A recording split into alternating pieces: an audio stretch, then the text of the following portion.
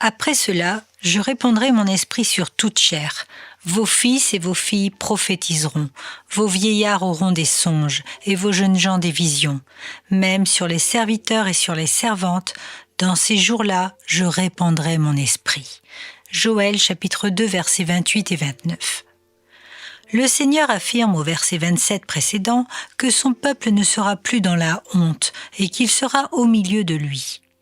L'annonce du Saint-Esprit a bien été prophétisée par Joël et en cela nous pouvons premièrement rendre toute la gloire à notre Seigneur car il tient toujours ses promesses. Jésus, dans sa grâce, a réalisé cette prophétie qui nous assure la vie éternelle.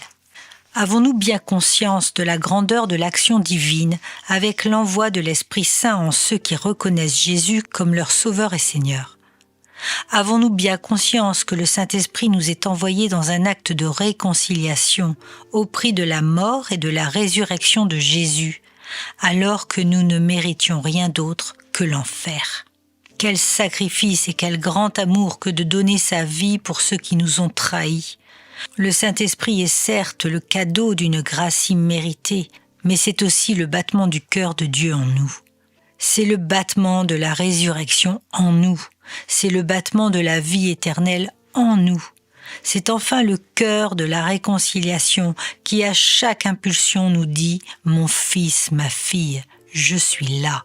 Le Saint-Esprit fait vivre en nous la douce et pure présence de Jésus, le cœur du Père qui ne s'éteint jamais, qui nous porte et nous conduit vers la sainteté et le salut.